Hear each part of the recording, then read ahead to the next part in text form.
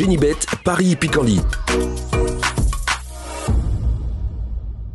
En ce moment, profitez de 250 € de bonus de bienvenue. Salut à tous et ravi de retrouver sur canalturf.com. On va parler du programme de ce mardi 25 octobre, Quintet Plus Top 5 Génibet sur les programmes d'Auteuil.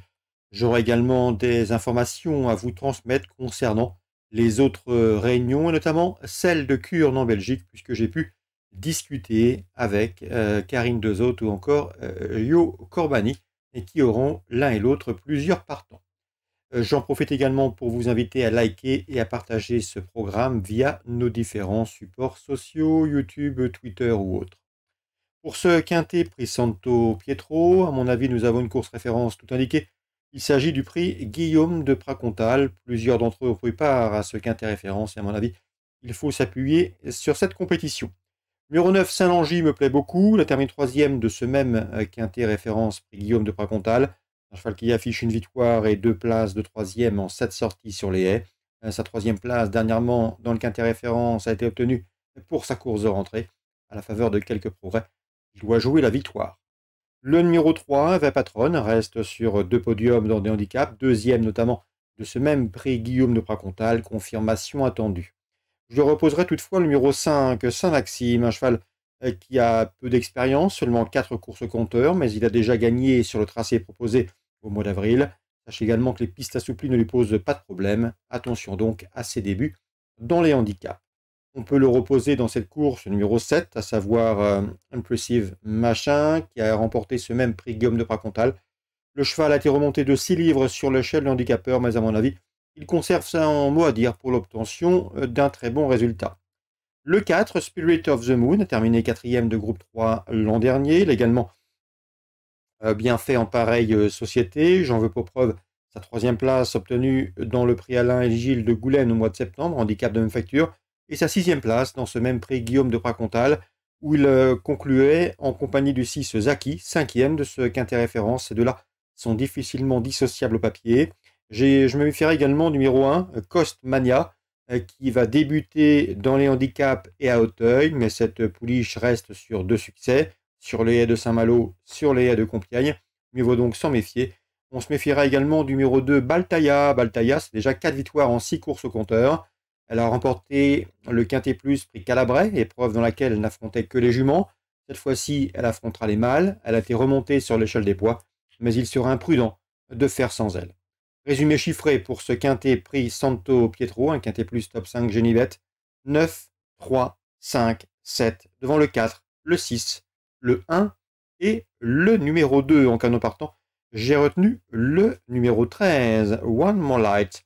On se retrouve maintenant pour les coups de cœur de ce mardi. En ce moment, profitez de 250 € de bonus de bienvenue. Voici désormais mes informations et mes conseils de jeu pour ce mardi 25 octobre. On commence par Auteuil, réunion principale, réunion 1. Dans la deuxième cour, j'aime beaucoup le 3, le 203, à savoir I Can't Do It Sir, présenté par Emmanuel Cléieux.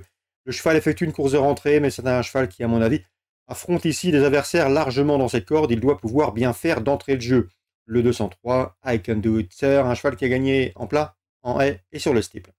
On peut lui opposer son compagnon d'entraînement numéro 1, Hirundo, qui à mon avis est inférieur, mais le cheval sera avantagé ici par l'allongement de la distance, 203, 201.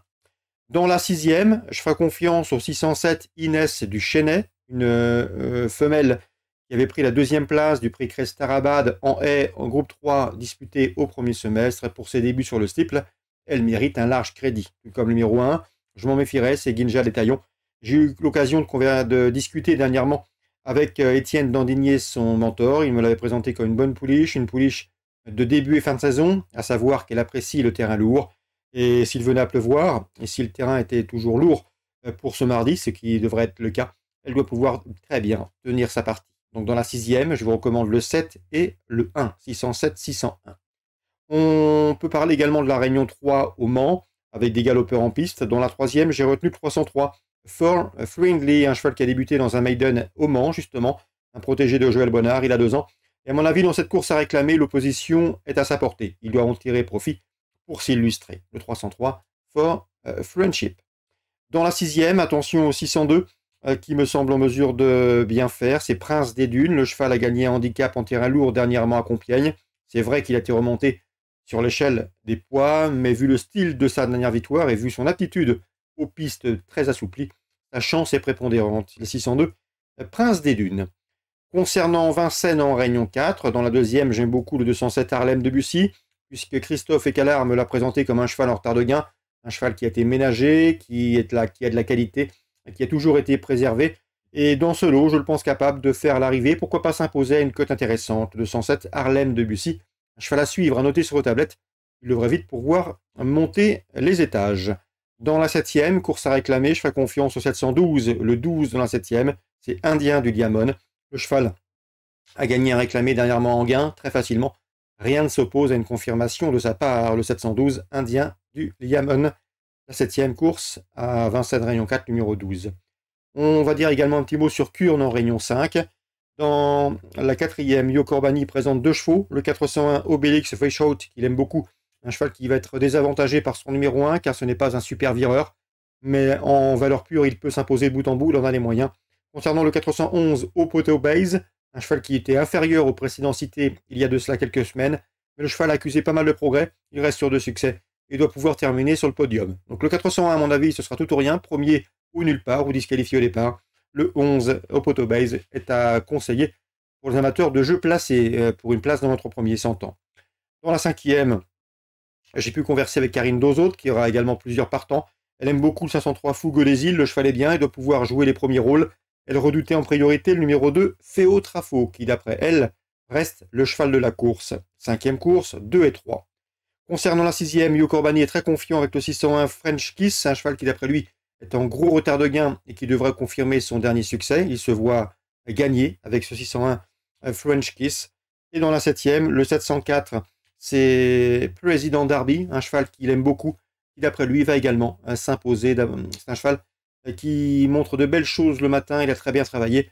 Et à mon avis, il peut s'imposer à une cote intéressante, vu que ses derniers résultats ne reflètent en rien sa qualité. Le 704, c'est Président Derby, des interviews de Karine Dozot et de Yo Corbani qui seront disponibles, et ce gratuitement, sur notre site canalturf.com. Très bon jeu à tous et à demain. Génibet, Paris Picardie. En ce moment, profitez de 250 € de bonus de bienvenue.